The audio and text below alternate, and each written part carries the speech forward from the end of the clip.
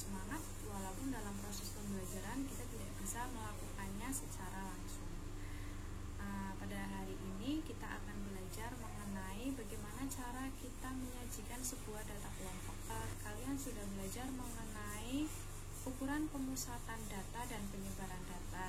Sekarang kita akan mempelajari mengenai bagaimana cara menyajikan sebuah data kelompok yang akan disajikan dalam bentuk distribusi frekuensi, histogram, poligon frekuensi, dan yang terakhir algebra. Untuk yang pertama, kita akan mempelajari mengenai penyajian data kelompok dalam bentuk tabel distribusi frekuensi.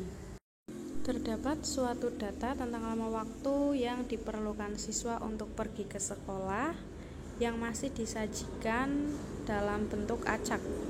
Kemudian akan kita ubah menjadi tabel distribusi frekuensi.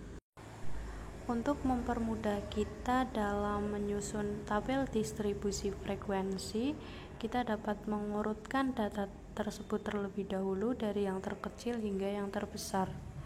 Kemudian kita temukan data terkecilnya terlebih dahulu. Data terkecil dari data tersebut adalah 10. Kemudian kita tentukan data terbesar. Dari data tersebut, data terbesarnya adalah 44. Setelah itu kita cari ranknya. Di sini kita simbolkan rank sebagai R besar. Rank di sini adalah jangkauan, maka untuk mencari rank yaitu dengan mengurangkan data terbesar dengan data terkecil.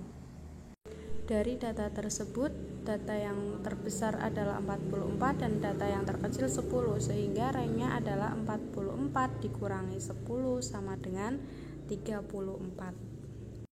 Langkah selanjutnya, kita tentukan banyak kelas. Di sini banyak kelas dapat kita simbolkan dengan huruf K besar. K dicari menggunakan rumus 1 plus 3,3 log N, dengan N adalah jumlah seluruh data tersebut.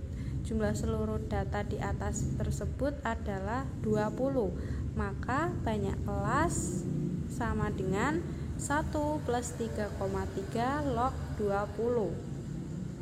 3,3 log 20 sama dengan 4,2934, sehingga 1 ditambah 4,2934 sama dengan 5,2934. Kemudian kita bulatkan karena di belakang koma angkanya di bawah angka 5, maka kita bulatkan masih tetap di angka 5, sehingga banyak kelasnya adalah 5.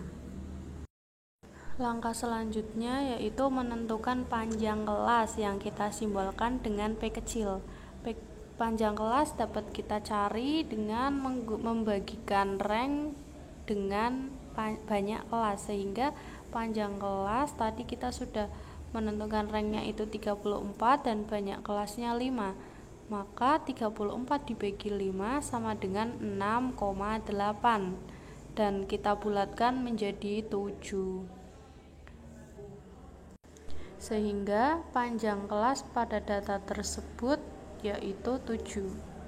Yang perlu kita ketahui, dalam pembulatan panjang kelas, berapapun angka di belakang koma harus kita bulatkan ke atas. Misalkan hasilnya itu 6,2, maka tetap kita bulatkan menjadi 7.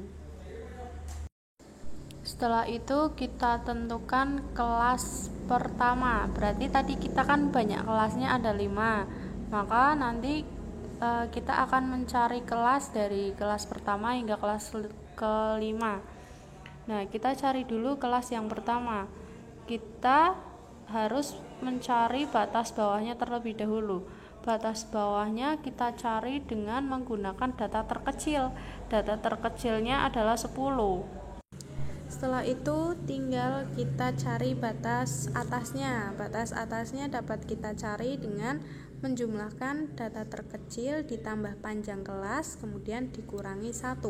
Tadi data terkecilnya adalah 10 ditambah panjang kelasnya 7 dikurangi 1. Maka batas atasnya 10 ditambah 7 dikurangi 1 sama dengan 16. Maka rentang kelas pertama adalah 10 sampai 16.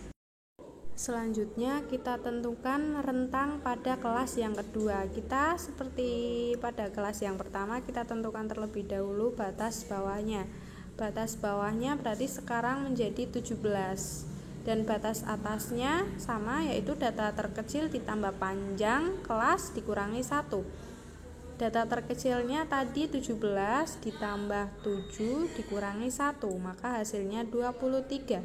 Sehingga rentang kelas yang kedua adalah 17 sampai 23. Kemudian untuk menentukan rentang pada kelas-kelas selanjutnya dapat kita gunakan dengan cara yang sama sehingga sampai pada kelas yang kelima. Setelah kita tentukan rentang dari kelas pertama hingga kelas kelima, maka tinggal kita masukkan ke dalam tabel data distribusi frekuensi. Kelas yang pertama 10 sampai 16, jumlahnya ada berapa? Kita cari di data yang di awal itu yang masih acak. Tapi kan kita sudah mengurutkan sehingga lebih mudah, maka dihitung saja data dari 10 sampai 16 itu ada berapa. Nah, kita sudah ketemu ada 5, maka tinggal ditulis di kolom frekuensi. Kemudian rentang 17 sampai 23 ada 3. Rentang 24 sampai 30 ada 5 dan seterusnya sampai kelas yang terakhir yaitu rentang 38 sampai 44 berjumlah 3. Baik, seperti itulah cara menyajikan data kelompok menjadi tabel distribusi frekuensi. Mudah bukan? Selamat mencoba ya teman-teman. Semangat!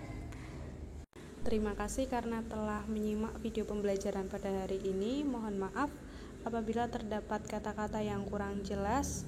Nanti kalau misalkan ada yang mau ditanyakan, silakan bisa ditanyakan pada sesi diskusi. Saya ucapkan sekali lagi terima kasih dan mohon maaf yang sebesar-besarnya. Assalamualaikum warahmatullahi wabarakatuh.